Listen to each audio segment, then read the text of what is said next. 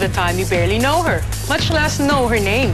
Yan ang itatanong ko sa mga paborito at hinahangaan nating personalidad. Sinong nanay mo? Magandang gabi. Ako po si Jaya. We are turning the spotlight on the dedicated, loving, and formidable woman behind every success story. So join me as we honor, salute, and celebrate one proud mama.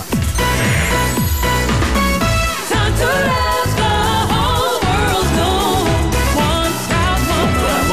One proud mama.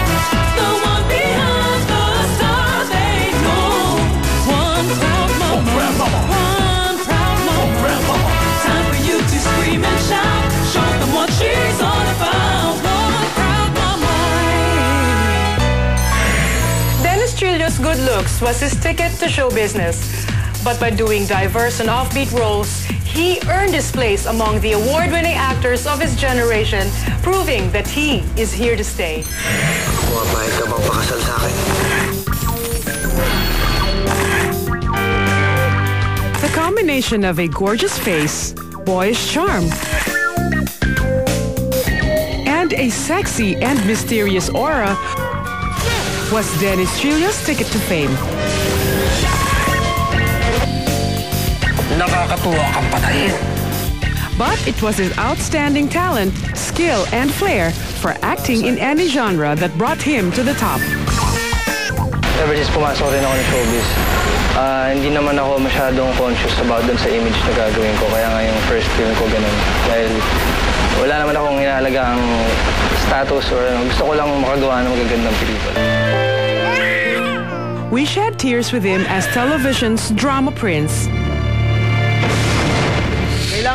He took us into different adventures and introduced us to magical creatures in his fantasy worlds. We held on to our seats and screamed our lungs out as he faced his fears. May kapangyarihan ka pa ba, Roman? Leave him alone. Stay out of this. And was inspired by his award-winning portrayal of significant roles. Sarap yung feeling kasi parang maaga sa career ko, meron akong mga achievements. And rewarding lang kasi pag nabibigyan ko ng mga ganong parangal dahil kumbaga natutuwa yung mga tao sa ginawa ko. After his achievements on TV and film, Dennis made another milestone in his career, now as a budding rock star and recording artist. Maswerte rin ako, nabigyan ako ng pagkakataon makagawa ng album dahil hilig ko rin talaga yung music. Kahit bata pa ako, marami na akong pinapakinggan iba't ibang klaseng mga genres. Inspired by his family, Dennis makes sure his role as a son and brother is always a priority. Being the eldest son of Abelardo and Florita Ho, Abelardo Dennis Ho makes sure his two younger sisters, Katrina and Criselda, are well taken care of. Kinikilala ko yung mga kaibigan ng mga kapatid ko.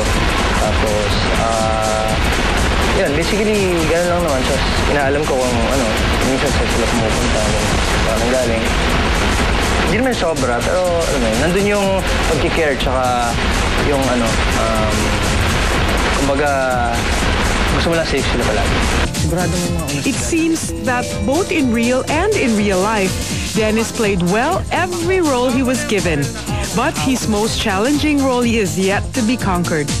Being a father to his son, Calix Andreas. Nagiging mas responsable, di ba? Mas porsigido ka magtrabaho dahil alam mo mas dadagdagan yung obligasyon mo sa buhay. And in that way, parang wake-up call din sa akin na, uy, kailangan maging ganyan. Kumbaga, nagkaroon ako ng drive lalo para pagigihin yung mga ginagawa kong trabaho. Kasi kailangan ngayon mas malalim yung sense of responsibility ko. Like her son, Mami Rita tackled different roles as well in real life. A career and businesswoman, a loving wife, a supportive mother, and mentor to her celebrity son. Kilalanin natin ang equally versatile mom ni Dennis. Kung gagawa siguro ng pelikula tungkol sa nanay ko, siguro medyo mahihirapan yung director dahil talagang napakakulay ng kwento ng buhay niya eh. Pwede siyang kahit na anong types ng genre, action, comedy, drama, suspense, lahat na. All in one movie. Unang-una dyan, isang pelikulang may pagka-musical dahil hindi nyo na naitatanong, yung pamilya namin sa mother side, marami dyang mga marunong sa mga instrumento. Yung mga tito ko, may mag-gitara, may nag-violin. Tapos yung mami ko, mahilig din siya mag-gitara. Kaya siguro, dun ko naman na yung mga, yung mga hilig ko sa music.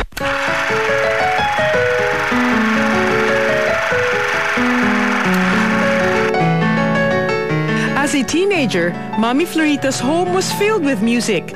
Bonding time with her family means playing the piano or guitar while her siblings sing along.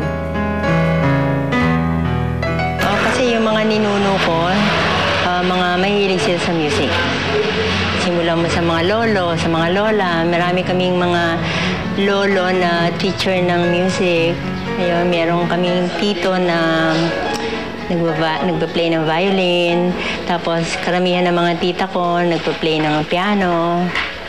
And the rest, magaganda yung boses nila. At ang susunod sigurong genre, siguro yung palagi ko rin ginagawa, mga horror movies. Yung genre na horror, suspense, thriller. Dahil, alam niyo, dito sa bahay namin, hindi nyo na itatanong, meron dito mga nagpaparamdam. And marami rin siya mga experiences sa mga multo dito. Kaya sigurado ako, pasok yung genre na yun sa movie na to. Dahil angkop na angkop yun sa mga experiences niya.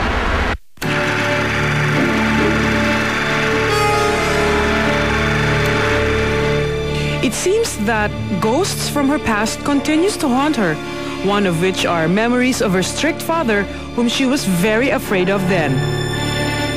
Naglayas ako one time, Hindi lang yata once, yung mga twice, thrice, naglayas ako. Kasi nga mahigpit yung father ko eh. Super higpit, kahit sa telepono, pinagbabawalan kami, ganon. Kaya one time, hindi na ako umuwi from the school. Hindi ako umuwi, mga 1.5 months, hindi ako umuwi noon. Pero nakuha din ako. Kaya lang, parang gusto kong maging malaya, di ba? Siyempre, pagka bata ka, parang mas hinihigpitan ka, mas gusto mong makakawala, di ba? Siguro isa pang genre na pasok dun sa pelikulang yun ay action. Siguro dahil yung mami ko very outgoing yan eh. Tsaka mahilig siya sa mga adventurous na mga bagay.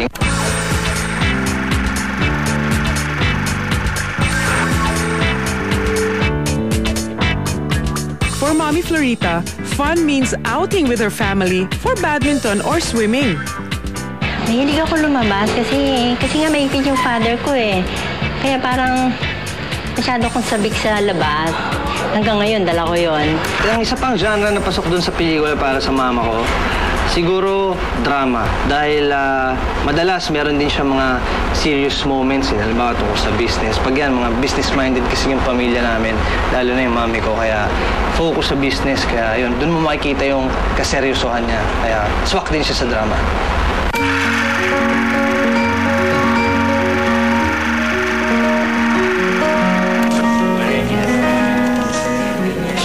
Ups and downs in the business world by trying to sell products like ready-to-wear items, imported carpet and jewelry, and recently having her own food cart in a shopping mall.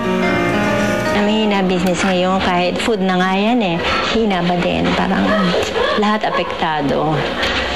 Sa yung economy natin, hindi maganda. Parang hindi na advisable. At syempre, hindi pa uli dyan ang genre na romance. Swak din dun dahil yung mami ko tsaka yung daddy ko, napakaganda nung love story nilang dalawa. Kung paano sila nagkakilala, dun sa workplace nila, kung sila unang nag-date. Kinukwento nila yun sa amin and tingin ko kasi yun sa mga pinakamagandang love stories na naikwento sa akin.